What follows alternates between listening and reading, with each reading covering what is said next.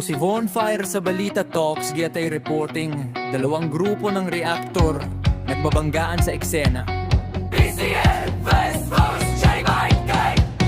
Ano ang dahilan? Alamin! Okay, let's go! May dalawang grupo sa madilim na entablado. Parehong parehong gututom sa ilaw ng mundo. Bigsi ang pangalan, sigaw ang sandata, mura at balahura, kayos ang dala-dala.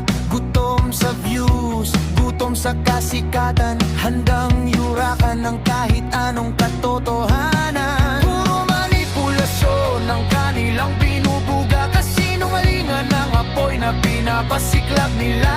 Mga matandang paurong, talino'y iniwan, sarili nilang pagkatao ang unti-unting pinatay. Walang aral, walang saysay, ingay lang ang naiwan sa kanilang sigaw ng sablay.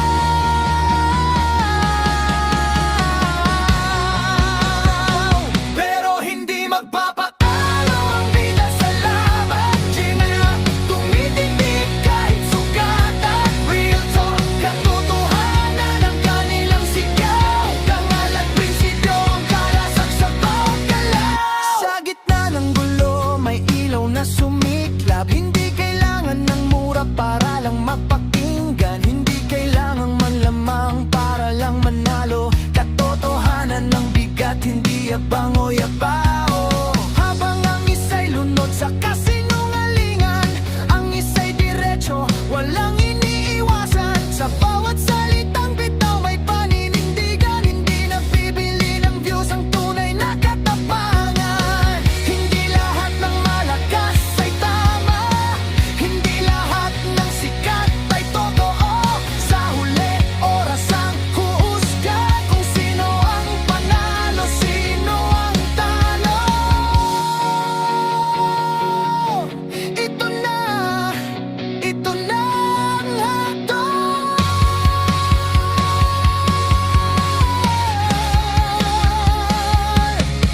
At sa bandang huli nanig ang liwanag, katotohanan ang hindi kayang tapakan. Jiray kang nagwagi sa digmaan ng salita, hindi sa ingay kundi sa tama.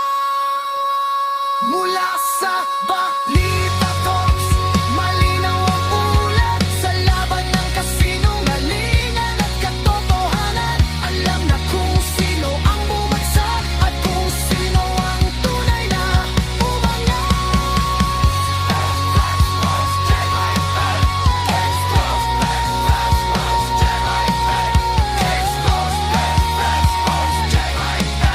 Case closed. Ritman.